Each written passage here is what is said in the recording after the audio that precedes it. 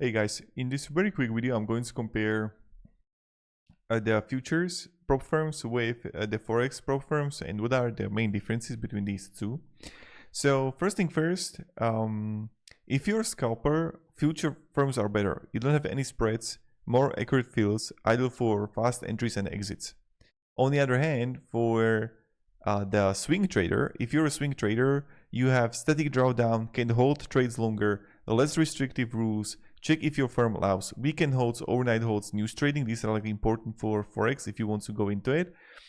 But if you're like complete beginner, what I would recommend to do is that you want to go with a Forex firm, no trailing DD, more time, one-time fee, more forgiving rule. So that's for the Forex. But if you need fast funding, you can go with the future firms.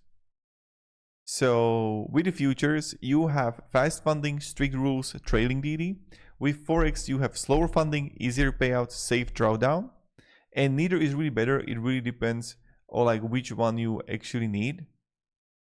And so with the cost breakdown, so with the Forex firms, you have one-time fee.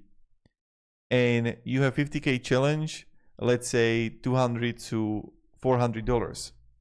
Now, no recurring monthly charge, and if you pass, you're funded. Simply cost structure. On the other hand, with the future firms, you have a monthly subscription fee. And if you fail, only repay the monthly. But once funded, you must pay activation fee. Many times they have the activation fee.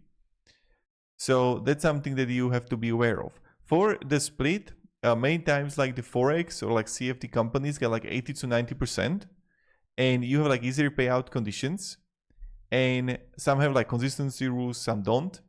And the future firms, on the other hand, you have like top step, 100% of the first 10K, apex 100% of the first 25K, and after like 90, so something like that. And then you're gonna have like, these are the most important things that you have to actually like be aware of.